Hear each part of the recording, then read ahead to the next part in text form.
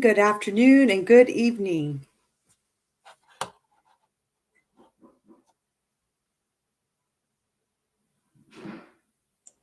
Yeah, go ahead. Okay, so good morning, good afternoon, and good evening if you didn't get it the first time. Welcome to our third global observance of International Men's Day. My name is Linda Tilson, and I am the International Men's Day USA Ambassador. Voice of Men 360 is a nonprofit organization founded in 2020 and is based in London, Canada. Voice of Men 360 was born out of seeing a tremendous need and support for stepping up to provide services to help support and overcome men's and boys' life challenges. We are officially representative of International Men's Day in Canada, and International Men's Day has been serving for over 21 years, and so far, 94 countries around the world are joining us and doing various activities regularly. IMD follows 6 pillars, which is the overall well being of boys and men, and we follow in the same footsteps. Every year, Voice of Men 360 celebrates International Men's Day, a week long celebration from November 13th to November 19th. We want to create awareness around boys and men's matters through discussions and recognize those who have been contributing and dedicating their lives to the well being of boys and men on this special occasion. We want to reach out to more people and give them an opportunity to share their stories and serve more. Before I bring our special guests in today, I would like to go through our disclaimer. We would like to remind you that Voice of Men 360's mission is always delivered with good faith toward peaceful harmony. The views and opinions expressed in today's episode are those of our speakers and do not necessarily represent Voice of Men 360. Our organization engages in discussion forums to offer inspiration and create awareness of the issues of men who wish to overcome their life challenges. We are not providing medical or therapeutic advice. Should you require that type of assistance, we recommend you contact a medical professional immediately. If you have questions or concerns about today's episode or any of the Voice of Men 360 content, please gladly email us at info@voiceofmen360.org.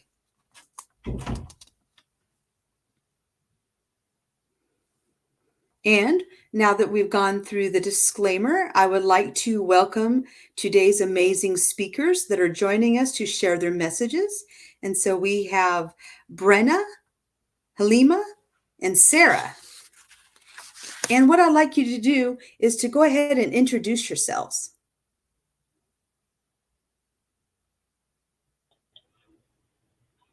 And so let's go ahead and start with the top of my screen. Let's go with Halima.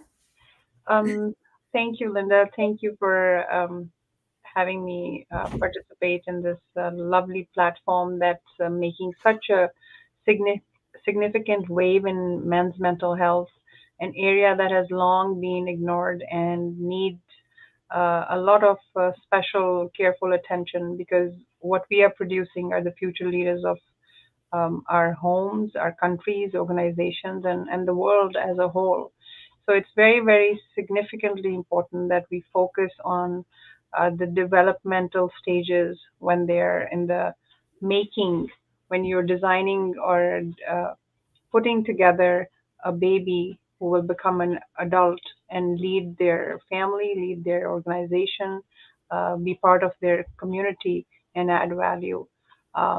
It's very significant to be mindfully aware of what we are inputting into that mind, into that soul, and into that body. Um, Having said that, my introduction would be that I'm a lifelong learner. I'm a mom of 2 kids. I have a 21-year-old son and a 15-year-old daughter. I have been very deeply invested in academia and capacity building programs and executive development. And that is how I have gained quite a bit of insight due to the nature of my work. I have gained insight into men's psychology or human psychology that is needed to produce better leaders, that is needed to produce highly productive individuals who can contribute in a positive way and make the best of things even in the toughest of challenges. So to get started, I thought that this was a lovely platform for me to share things, and some things that we learn through our mistakes and some things we learn through acquiring knowledge and getting awareness, like this platform is providing.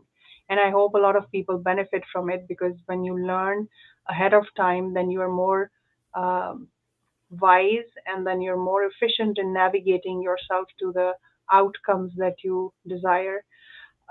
My personal um, input that I would like to provide through this platform is that when you're raising a child, when you're raising a boy, especially because you're focusing on the male gender in this through this platform, is to make sure that you are creating a balance, mind, body, and soul. When you're raising a child, not just the fact that they are good in school, you have to make sure that their soul is being nurtured, their body is being taken care of. Because I have seen now that a lot of children are being fed processed foods, and what that does is that changes their physiology, that impacts their endocrine glands, that impacts their psychology, that impacts how they respond and react to things, because all of these triggers, physiological triggers, impact their reactionary sensibilities or capacities. So it's very important that as a mom of a young child or a young boy, we make sure that the body is being fed the right kinds of foods, and they're in balanced quantities, so that whatever they need to grow in a healthy and safe way is being fed to them. Because if you are feeding them toxins and cereals and all of those things that might appear very healthy, but are messing up their um, glucose in their system, and they're causing those hypes and fluctuations, you're creating a child who is going through these unbelievable ups and downs internally, and energy spikes, and then they have those periods where the energy is completely gone, it's completely drained. And that is impacting not only how they act and behave, how they absorb information, their growth and their learning in all capacities, be it psychological, mental, social, or physical. So, creating a balance is very important. The most critical aspect that we have throughout the discussions that we've had through this platform, um, and heard all the experts and people who have been recognized in this area, clinicians, they have said that shutting them down as a child, telling them that it's not okay to express yourself or express your emotions and show any kind of weakness, that's not a wise way to raise a child. You have to let them recognize their emotions. If you're raising a boy, do not feel that if you tell them that it's okay to cry or it's okay to express your emotions, it will weaken them or make them any less, or they would not be as strong of a leader. The strongest of the leaders are the ones who are able to feel emotions. Nowadays, um, EQ, emotional quotient, or your emotional intelligence, is considered very, very significant, because be it your school, be it your social environment, or be it your professional environment, you have to be savvy. You have to be very well aware of how others think and feel. And if you're unable to connect with your own feelings and emotions, then you cannot connect with others either. And you cannot receive or reciprocate in a healthy, productive way, or create value. So these are all things that moms have to be mindful of. We as aunts, uncles, grandmas, grandpas, we have to be brothers, sisters, siblings. We have to be mindful of all of these inputs that we are putting into a child, because I think by the age of 5, um, I'm not a clinician, but I think by the age of 5, most of the learning has already been done, and most of the language skills have already been acquired. So they always say that if you want to teach a child languages, it's best that you start early. And they'll pick a lot from their environment. They will not do what you tell them to do, but they will do what they watch you doing. So, mom and dad, or whoever lives in the family, if you want a child to behave a certain way, you be the role model and let them get acquainted with their own emotions, with their own internal soul, with their internal fluctuations. It is okay to cry. It is okay to be sensitive. It is okay to get frustrated. So when they recognize their emotions, then they can learn how to process them in a healthy way. Then they can learn how to avoid triggers that lead to those negative or unbearable emotions. So it's all a vicious cycle that you have to teach them how to pull themselves out of. But if you tell them to shut themselves away, completely shut themselves down and not feel the sensitivities in the environment that they see or not express what they feel inside, then you're actually causing a physiological damage. They feel those emotions through the chemicals that are produced in their body. If they are not reacting or responding the way a human body is supposed to, then you are disrupting the natural cycle. So that can cause many damaging effects on their hormones and how they respond to them. And there is a defense mechanism that every human has. There are 10 different kinds of defense mechanisms that we have. So, as parents, we should study them. We should study them and personality types. I would strongly recommend that parents from earlier on stages recognize what kind of personality type your child has, what kind of defense mechanism do they have, and what do you need to do to lead them to a healthier, more productive, more fulfilling defense mechanism or a leadership style or a personality type. We have free tests available on the internet that you can access and study and see how do you raise a child to be the best that they can be with their God-given ability. So that's what I have so far, and I would love to hear other people's views on raising healthy, mentally healthy boys.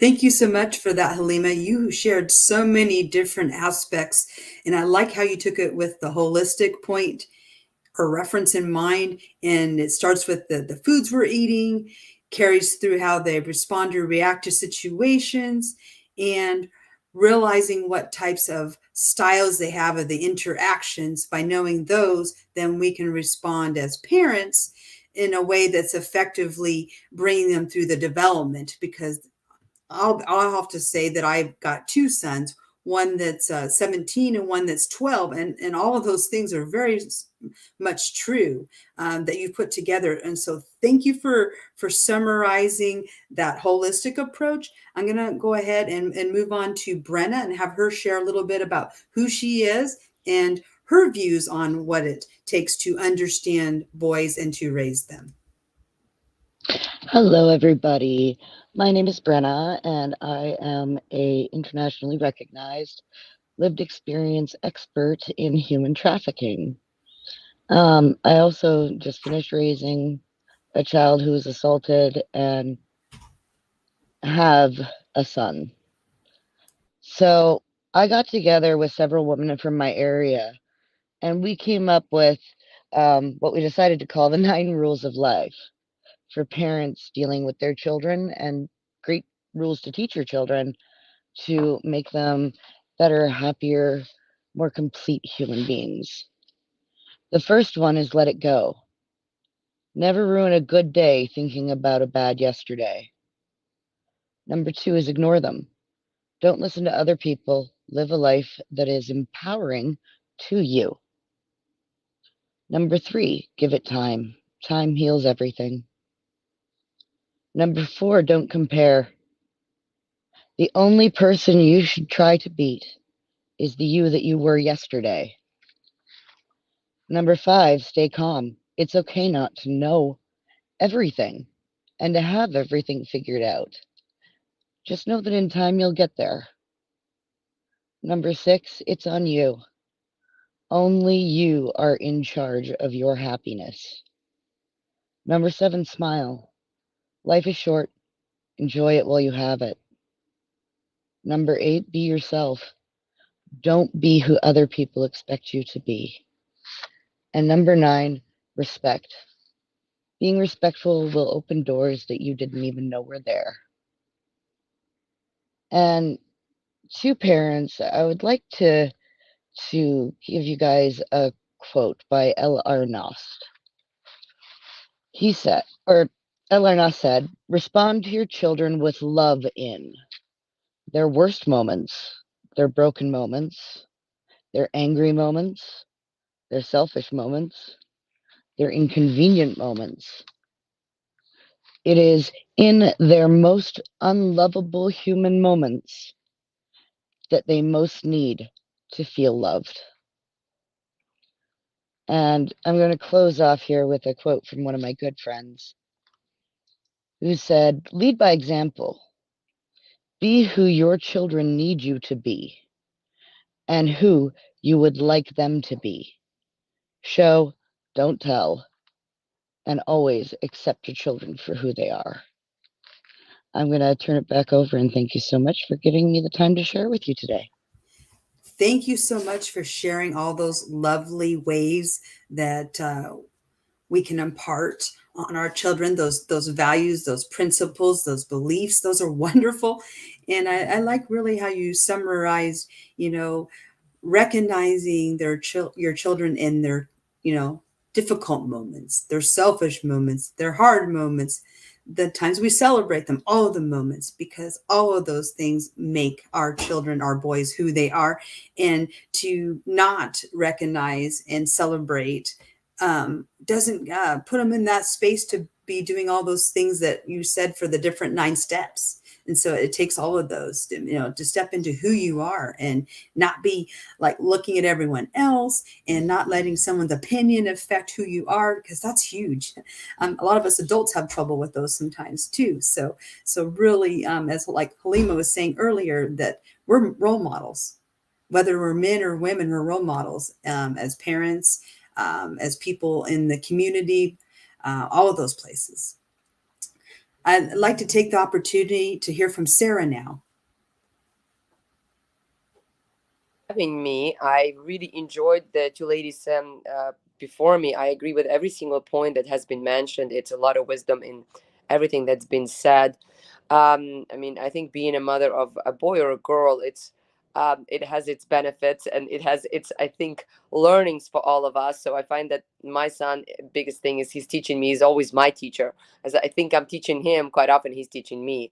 I think that showing our emotions is very, very important. And Halima really emphasized those points, but also letting go, Brennan mentioning, and being okay when you're not okay, because quite often we put on a smile, but the truth of the matter is it's nearly impossible to be okay every single moment of every single day all the time. I find that I'm raising right now a 7-year-old, and what I find that he's a very active. So I look at a boy is he's got a lot of energy. He loves math and science, but I find the big part of it is just being athletic and being very active and having a lot of energy and being able to keep up with this. So to give you an example, Brendan is in hockey 5 times a week. He's also in tennis. Summertime he's in baseball, and then he's got a tutor as well as coding class, and he's 7 years old. So I find that it probably teaches him a lot of skills that I think, as Kalima mentioned, that a lot of the skills are gained by the time they say children are 5 or 7 year old. And I find with him, it's time management. I think many children, many adults do not know how to manage time.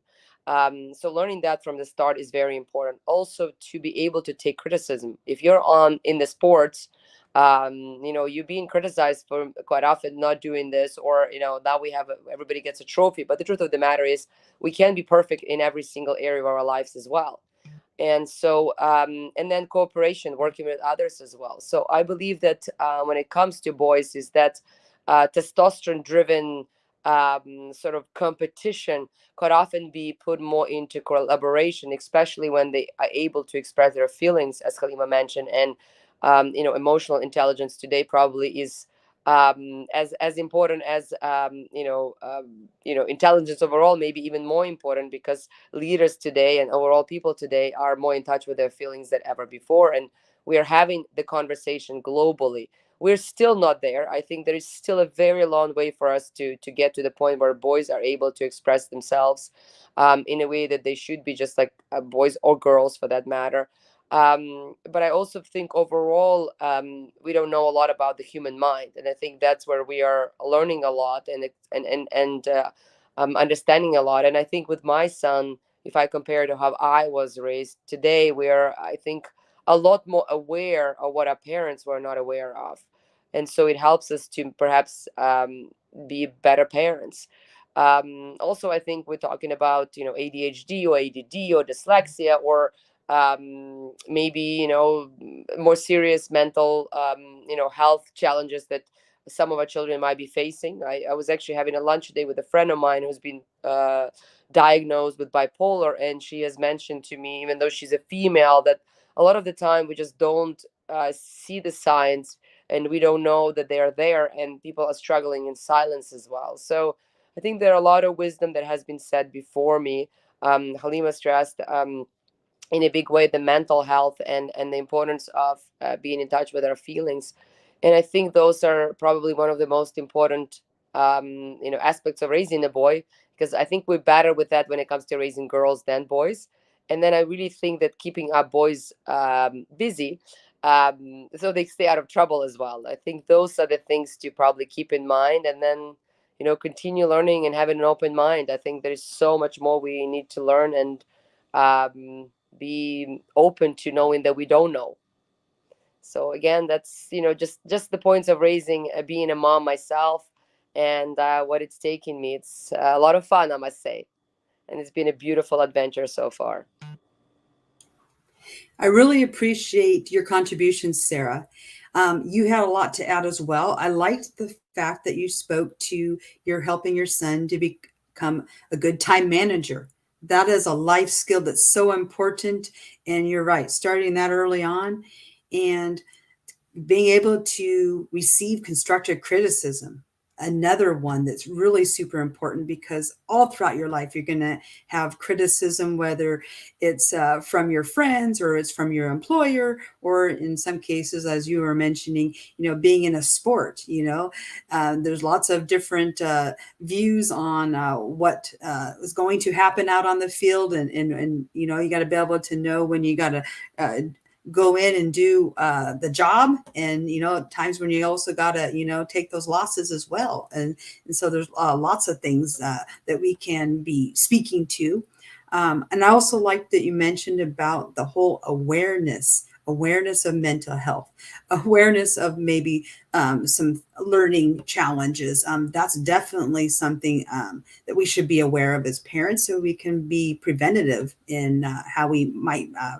have a physician or a therapist, psychologist that need to come in for that, and being, open to that, because, the whole emotional, putting your everything out on the table and having someone that's a stranger help you, being supportive in that, because I would say that for females, it's something that's a little bit easier and more mainstream, maybe not as much with boys. But I will have to say I'm surrounded by a lot of men that they speak to how they see their weekly therapist. That's a normal thing now. So I think we're making some strides in that direction, that therapists and psychologists and psychiatrists aren't just for women, they're for everyone.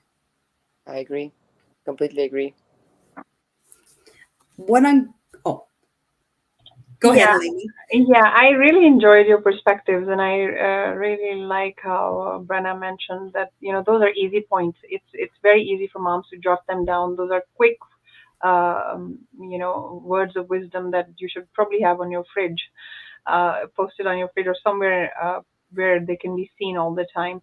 And then the way Sarah said that you learn from your son, and I do too, and it amazes me how the new generation is so smart, and they're so resilient, and they're way more.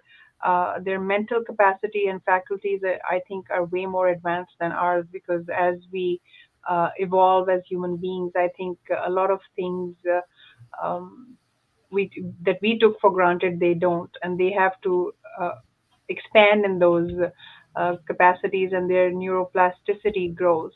One thing that I would really like to emphasize is for moms and dads of children. I mean, regardless of it's a boy or a girl, Thomas Edison, the guy who invented the light bulb, do you know that he was expelled out of school because of mental disability? The letter was harsh. It was written to his mom.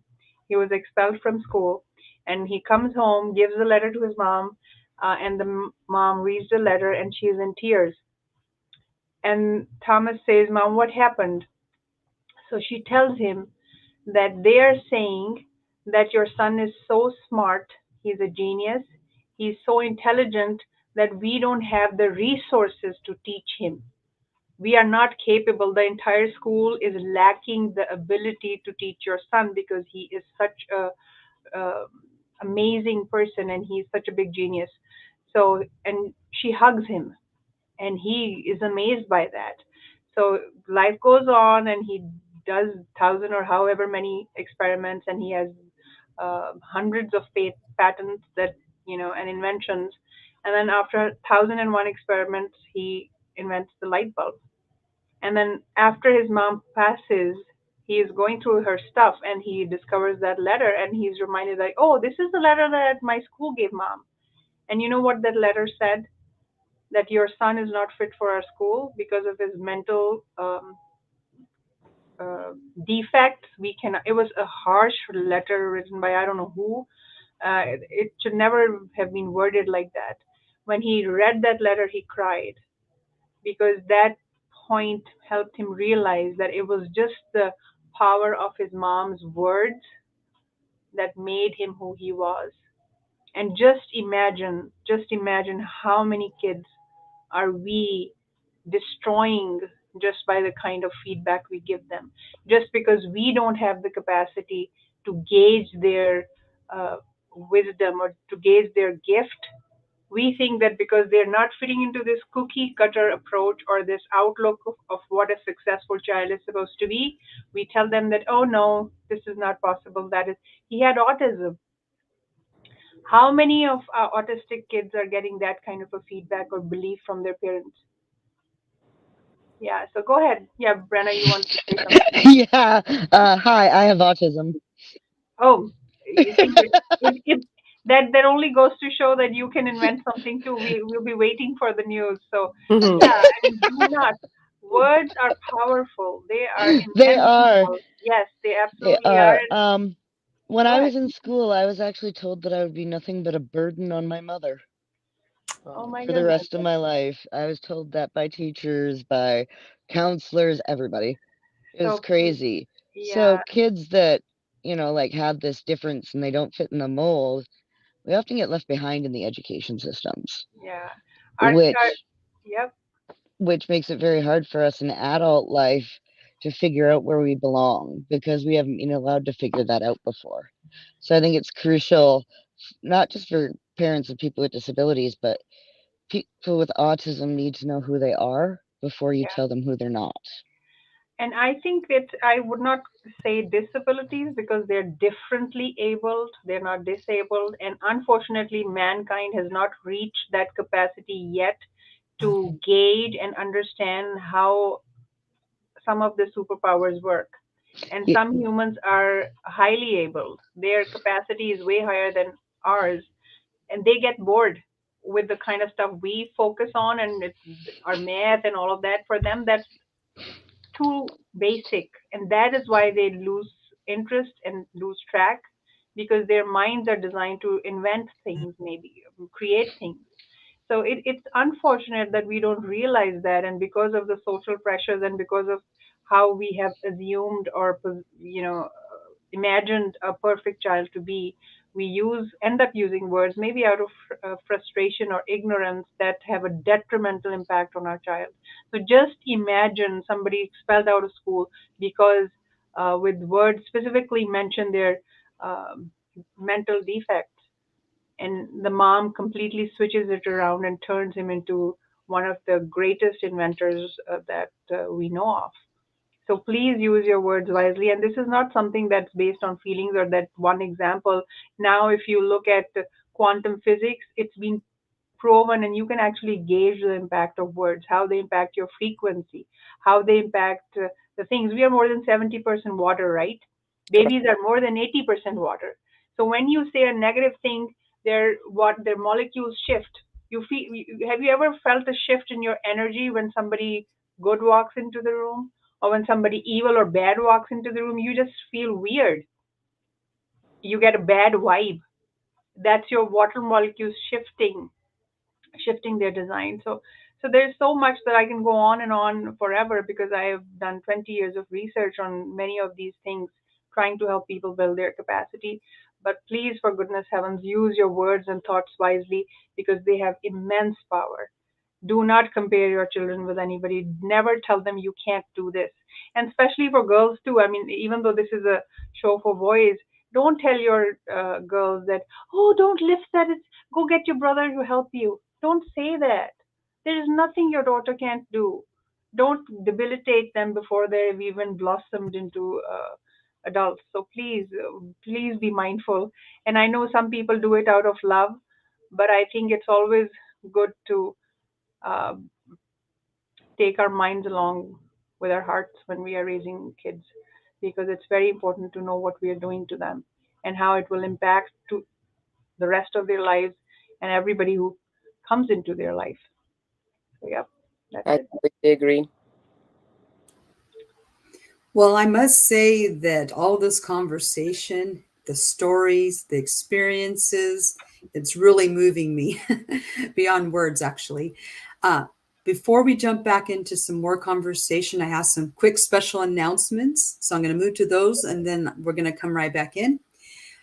The announcements that I have is that we're entering our third global observance, a week-long celebration of International Men's Day from November 13th to Saturday, November 19th. And every day we're having 2 hours of virtual events such as this. And tomorrow, Saturday, November 19th, we will have two sessions. The first one is from 10 to 11 a.m. Eastern Time, and we'll be focusing on men and boys, the journey of success, resiliency, and self-efficacy. The second session will be from 11 a.m. to 12 p.m. Eastern Time, and we'll be having a virtual comedy show. So please join us for that. We are looking for speakers from all walks of life. We also want to recognize men who have been contributing to their families, communities, organizations, and to society. We would like you to nominate them. So if you let us know of a man that has been doing all of these different things to contribute to the family, their community, the organization, we want to hear about that. And what you can do is you can contact us at 437-889-8329 or info@voiceofmen360.org. And you also can find more details on our Facebook group and page under Voice of Men 360. So we're going to jump back into the conversation. We've got a lot of great threads going, and I have another one that I want to take us down. And by just reading the announcements there, it hit it already. So it's going to come up tomorrow. So this whole idea of resiliency, I think that is extremely important in our conversations with our sons. And the reason why I bring that one up is I want to share just real quickly as your host a story. And so I have a 17-year-old son, okay?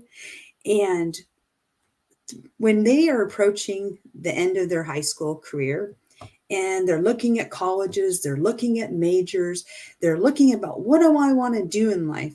And with my son, we actually realized that with some of his coursework that he had an interest in aviation. So I did the best thing that I thought I could do as a parent. We went to the airport that is located right by us. So it's literally only about 5-6 minutes away. We met the owner of the air school. We went through and had a walkthrough. Long story short, he had a session where he flew a helicopter. He also had a session where he flew a plane. And so he thought that this was going to be great. This is what he wanted to do. And he was going to go through and do the career path for that. Well, fast forwarding He has had a situation where his eyesight hasn't been able to be corrected to 2020. And so he's been seeing doctors and specialists. And so what we realize is that he has a condition where it's not going to be 2020, can't be 2020. So the whole idea of being able to fly commercially isn't an option. And so I thought, oh my gosh, here we are. We went down this path to explore a career, and now we can't do it.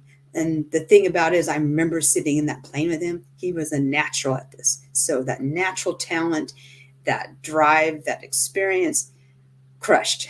So as a parent, you're like, oh my gosh, what did I just do? I gave him this dream that he can't do.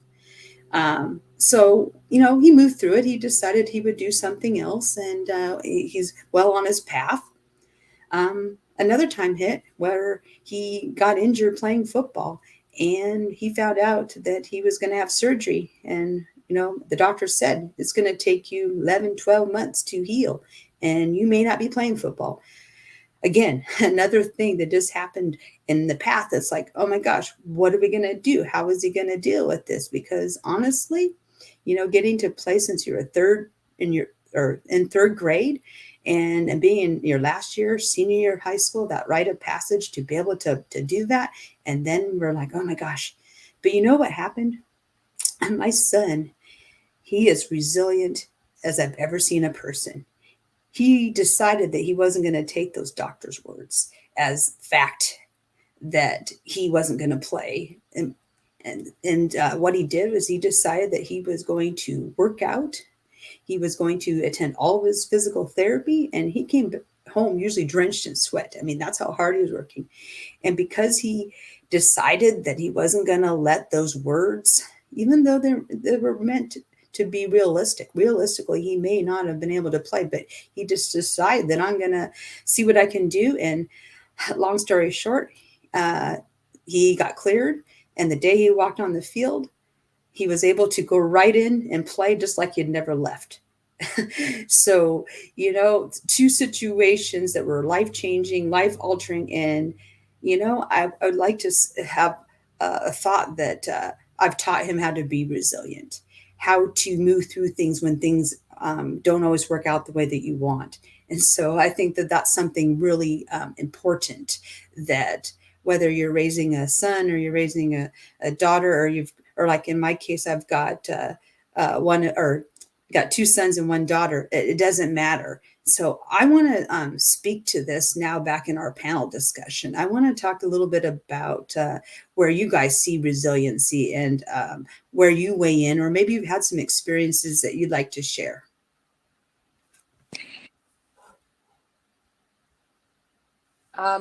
I would like to share a story about my son about resilience. So last winter he was skiing. He was in a ski program at Blue Mountain, and here in Canada, and he broke a leg, and he's 6 years old at the time, and it's January, and so we had a bit of lockdowns, and then it's opened up. His hockey started, and so he's very upset about it. And so I said to Brendan, well, what can we do? What can we learn from this? Speaking of resilience. And I signed Brendan up for coding. And now he's finished, he's in beginner level and got into an intermediate level. And so now he says to me, Mommy, because of my broken leg, I am learning to code. So it was interesting how he saw that as a positive and not as a negative. So we're still working on him going back to ski casual and not being in a race program. But I would definitely say that he learned that he can overcome even something like a broken leg at 6 years old. I love that. At 6 years old, he figured it out. You know what? You can figure that out when you're 6. That's going to take you through to life. So, yes. That is absolutely brilliant. And, both you, Linda and Sarah, you mentioned how your child persevered through all the challenges, and they had the grit to carry on, and they were resilient. And I think most of the credit goes to the moms, or and the people who are in their lives, the significant people who are raising them and impacting them. So thank you, ladies, for giving your children that kind of a mindset, because mindset is everything. If you give the child the right mindset, see, it's not the lack of resources that causes failure. It is the lack of resourcefulness. I did a seminar this morning on unleashing your power, and in that too, and even though it was catered to adults, but I think that this is something that we should look at for children growing through their stages of adolescence, or maybe in elementary school as well, that the mindset you give them stays with them for the rest of their life. It's the skills that you're giving them. If you give them the mindset of being resourceful, even if they don't have anything, they'll know how to get it, where to get it, and how to leverage that resource to get the outcome that they desire. And one thing I'd like to add, and that is also something that I teach, is your frequency. Raise your frequency and raise your child's frequency too. Make sure that you are aware what your vibration is. What is your, by a raise of hands, does anyone of you know what their frequency is? Have you ever taken a test? Okay, yeah, I have. I thought so. Yeah, Linda is amazing. You know, we um, hats off to her of how she's invested herself in helping so many different causes, and wholeheartedly. I mean, this is one person that you call in the middle of the night and she's there to help you. She will never complain. She'll never tell you that you're bugging me. She's always there to support you. And amazing, amazing person. And I give that testimony. So you have to raise kids who have the right mindset. If they're vibrating on the right frequency, then they're going to attract whatever matches with that frequency. My frequency is 528 megahertz. I think that's the love frequency, and now I understand why I don't hold grudges and all of that, because that's the level that I vibrate on. The highest frequency, or the best frequency to be in or vibrate on, is the frequency of gratitude. You have to teach your children gratitude. You have to help them see the positive, and you can't help them see it if they don't watch how you handle stuff. If they see gratitude in you, it calms their spirit, it calms them down.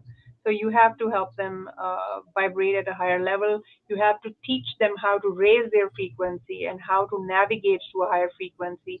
You have to teach them how to uplift the people in their circle to a higher frequency. And then also, you have to tell them and teach them how to limit themselves, because there's only a certain level you should go to help the people around. But if you don't see a change or shift in their vibration level, then you have to make a decision and let them go, because you can't be adopt a resource drain. You cannot live with an energy vampire, because they're going to drain you out nonstop. So yeah, there's so many tools and resources, and knowledge is empowerment. The more you learn, the more empowered you become, the more better parenting you can provide for your kids. And the tools that you have at your disposal are tremendous and very, very high impact. So please come to this platform and do whatever it is you can to contribute and learn. Thanks to all these amazing people who have invested their lives in this platform. So um, can't thank you guys enough. Thank you, Sivam. Thank you, Linda. Thank you, Deep.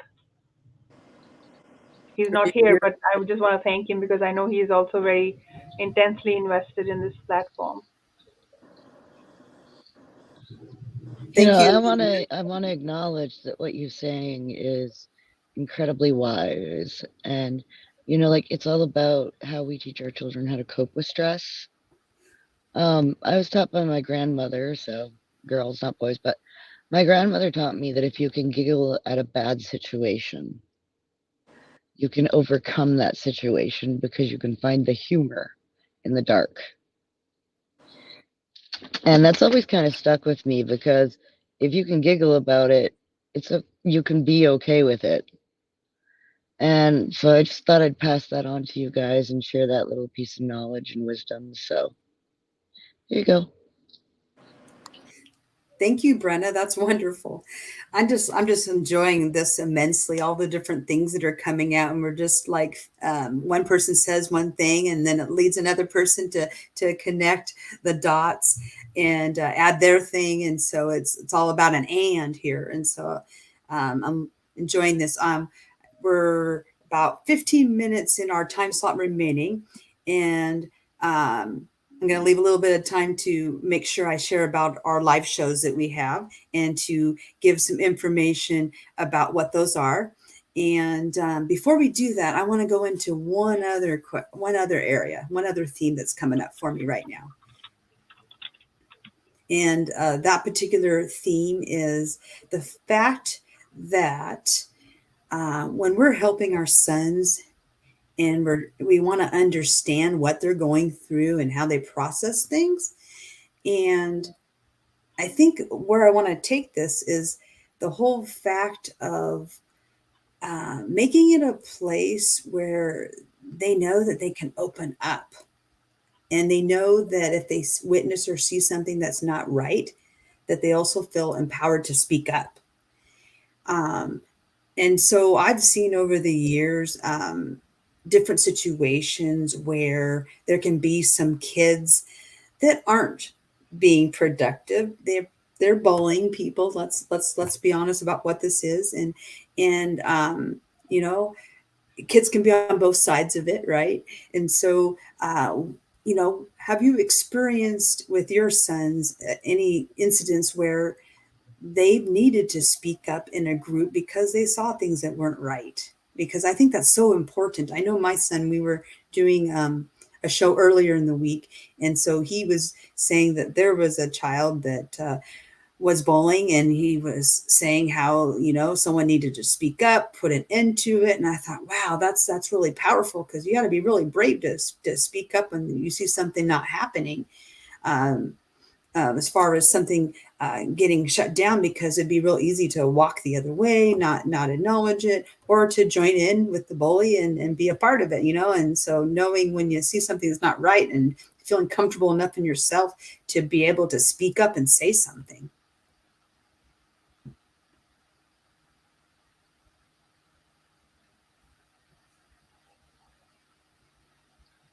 So I want to bring That it. actually reminds me of a time that my son's principal had called me while he was in elementary school, because during recess, a girl had jumped on him and bit him. And my son was arguing with his teacher, if he did to a girl, he would be expelled. So why is a girl allowed to do it to him? And I was very, very proud of him that he stood up for that at that time, and that he knew that, just because she's a girl doesn't make it right that she jumped on me, right? So I think empowering our sons that if somebody hurts them, that coming and telling us it's okay and that we will help them, I think is a very huge thing for our sons, especially because society kind of expects them to be the big, strong, tough, brave man who's going to take care of the family, and he's going to go and have the successful career and take care of the family and raise his kids right. That's who we want our sons to be. So if we empower them to come and tell us when something bad happens, it makes it easier for them to communicate with us when something is really wrong. I appreciate that story there, and because you bring up also the topic, it isn't always just a boy doing something to another boy. It could be a girl, and it's like, okay, what do you do with that? Because you're not necessarily going to engage at that same level of aggression, maybe, but yet not expecting the boy to take it either, because it doesn't really matter whether you're a boy or a girl. It's wrong either way. And so just looking at it from a gender neutral perspective, and knowing that you can bring it up, I think that's really important. So thank you. I think that was very powerful. One of the things that a quote that I really love is that we are all brothers in faith or equals in humanity. I think every child should learn that whatever their mindset is, whatever they believe in, they should always be taught that we are equals in humanity. regardless of whatever school of thought or mindset or belief system we belong to. That is very, very important for us to raise healthy human beings, because if we don't do that, we are going to involuntarily pass on our implicit biases to them, and that's not going to be a healthy work environment. That's not going to lead to a healthy social engagement for them, and that's not going to lead to a healthy planet either. Because when you're raising kids like that in families and friends, you do not want them to have any implicit biases towards any other human being. So they should always know what is right and what is wrong, not what is good and bad, because good and bad can be different for anybody. It's a relative term, but right and wrong are more black and white. They're more clear. They give clarity to a child. And a child is born with that moral compass. Most children are born with that moral compass when they can sense that, oh, this was a nice thing, this was not a nice thing to do. So we have to make sure that we don't blur those sensibilities or sensitivities that they are born with, and be very mindful of how we speak of others behind closed doors, how we speak of different ethnicities or different countries. We should always make sure that our children are looking at another person as a human and not fixated on what kind of choices they make. Every human faces the consequences of their choices. That's not for us to judge. That's not what, for us to worry about. What we need to focus on is how can we bring out the best in others, and how we can leverage them to bring out the best in us. So balance is significant. And then, like Linda also said, that resilience is super important, because the child will have many ups and downs in their growing, phases of growth, and also internal and external interactions that would cause an upheaval, emotional, physical, mental. So the more resilient they become, the more calm they become, the more techniques and tactics they know how to process their emotions would help them become highly efficient, effective, and productive members of the society. And that's what we're all aiming for. That the I, human beings we make are good for everybody. Go ahead, Brenna. oh yes, okay. So I just wanted to like reinforce what you're saying here and say like we really need to teach our kids about their own sovereignty. That every single human Yes. being has their own sovereignty, and that we're not going to deny our sons their sovereignty. So please don't deny other people theirs. And if we just start teaching this to all of our children and really, make a big effort to ensure that all kids know that they have their own sovereignty. Your best is not the same as Abraham Lincoln's best or Thomas Edison's best or Einstein's best. It's your best. And that is all that you ever need to be is the best you. Absolutely, absolutely. I think I don't know which American president it was who had two nervous breakdowns before he came the president. He had two nervous breakdowns before, not after. So just imagine, don't let anything limit you. Don't let anybody's words or any personal experience or a personal um, a battle lost doesn't mean that you're done. It just means that you get up, brush up, and dust yourself off and move forward and find another way. It just means that you've not found the right way. It doesn't mean that you can't. So all the people who tell you that you can't, don't listen to them, because they can't, and that's why they cannot envision you doing something. So this is such a beautiful platform, and I don't know how to express the significance of this initiative. Back to you, Linda. Thank you for that addition there, Halima. I think how we uh, express the significance is by what we're doing today, by coming on this platform, sharing our experiences. And I mean, we're talking to the things, not always the nice, shiny, beautiful things. We're talking about the things that are real life experiences, things that have happened and occurred. And I think I'm hearing during the conversation, the another theme is raising our boys to take ownership of their actions. Because I think that's a huge one. Because you can always see, look at what the other guy is doing, or you could see something that maybe you did that wasn't really that great. Well, you got to say, you know what, I made a decision here, or I did a thing that wasn't probably the best. I think I can, I can acknowledge this, and I can do better.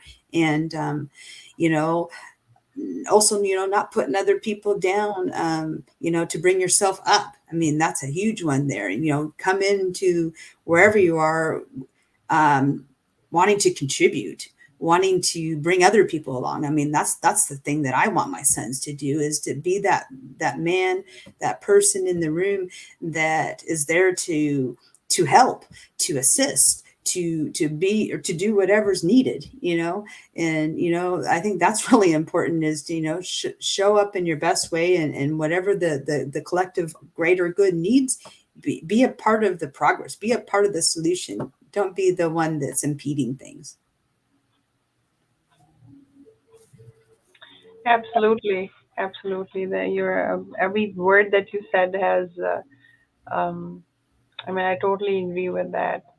It is so important for us to recognize these things, to learn more, explore more on all of these aspects of raising kids, and then also us as parents taking responsibility. You just cannot bring human beings into this world and just let them be. You have to mindfully raise them, because you are impacting the environment around you, and it's going to add up. All the little things that we do, they add up and create a domino effect. So it's very important for us to be mindfully aware of what we do, um, and what we can and what we must not. So that's something that we are learning through this platform, and I hope that other parents and other humans, whichever capacity they can contribute, they will, and they'll add more momentum to this movement. This is excellent. And I think we should do something for girls too, because my 15-year-old said, "Oh, mom, is there something for girls' mental health too?" And I was like, "I'm sure there is." So this is amazing, and especially for boys, because boys don't are not given much of a voice, and because of that losing face thing that we talked in one of the earlier sessions about. Um, when they feel comfortable or they resonate with the things that are being said, then they listen up, and then they also take action. So I think we don't have a lot of time. I'm going to come back to you, Linda. Thank you. Actually, I don't want this conversation to end, because I think we just barely touched the surface, and so much great is coming. And the fact that, Halima, you mentioned that your daughter wanted something for girls for us to bring. Well, my son saw what I was doing and said, "Mom, what are the questions you're going to go over?" And, "Oh, I want to answer them for you." So like I said, earlier in the week, there was another International Men's Day event that was going on, and he participated in the background. He didn't want to go on camera. He said, "Mom, I don't want to go on camera, but let me have those questions and I will prepare answers." And I'm like, "Oh, that's really interesting." And actually, the golden nuggets happened when we weren't even in conversation live. That's when they happen. I thought, wow, he's been paying attention, and wow, we definitely have some more things to do, but he's got some things already in the works that he's recognizing that need to be better, and he wants to be a part of it. And that was like, being a part of the show in the background. So I'm going to go ahead now, and I'm going to share about some of the other live shows that we have. So I'm going to go through some of those. So anyone that's listening, as we wrap up, this is what else we have. So one of my favorite shows that we have is Open Up. It's where we have individuals share their personal life journey. It's a live talk show, and it is on Sundays at 10 a.m. Eastern Standard Time. We also have Vili, the Tamil live talk show is on Sundays at 8 a.m. Eastern Standard Time. And I'm sorry if I mispronounced that. That wasn't intentional. We have a monthly webinar the first Saturday of every month at 10 a.m. Eastern Standard Time. We bring together expertise, organizations, and discuss a particular topic each time. We also have a monthly show, The Unspoken Tears, That happens on the second Saturday of every month from 10 a.m. to 11 a.m. Eastern Standard Time. And the focus on this show is domestic violence against men, bullying, male sexual abuse, traumas, porn addictions, and human trafficking. We also have the Authors Circle, where we want to bring in individuals who have been contributing to the well-being of men and boys through writings, articles, media, and recognize them and appreciate them. This occurs on the third Saturday of every month from 11 a.m. to 12 p.m. Eastern Standard Time. Our podcast. All of our shows are available on 6 platforms, including iPhone, Google, or Google Play, and so on. Okay, we have a monthly men's group meeting. It's only for men, by men. I've heard it's really great. And the other one, the last one here on the list, we have the Pass the Talking Stick, and that's an Indigenous peer-to-peer support group. That also occurs. There are no limitations to gender, age, nationality, or ethnic groups. All walks of life can participate in any of our shows. If you want to be a guest on any of our shows, or you're willing to be a part of our organization, we are looking for people who would like to either help us directly or indirectly. Please reach out to us, just like the ladies and I are doing today. We would love to work with individuals, professionals, experts, community organizations, associations, corporations, government officials, and businesses. Again, we can be reached at 437-889-8329. Our email address, if you'd like to reach out that way, is info@voiceofmen360.org, or our website at www.voiceofmen360.org. And you can find us on social media. We'd love it if you would join our Facebook group, our Facebook page, our YouTube channel. Other media platforms that we have are Instagram, Twitter, LinkedIn, TikTok, and so all of those different ways. So please subscribe to our YouTube channel, Voice of Men 360, and we want to be able to reach out to more people and to really make more of an impact. And we can't do that without all of the support that we receive. So please continue your support, and thank you for joining us today. Thank you so much for hosting such a wonderful conversation, Linda. It was an honor to be a part of it. Thank you, everybody. Thank you, Brenna, for coming. And thank you, Halima, and thank you, Sarah. It was an absolute pleasure, as always. Yes, thank you so much for having us. It's truly, truly incredible. Keep on doing the beautiful work. Thank you. Thank you. Thank you.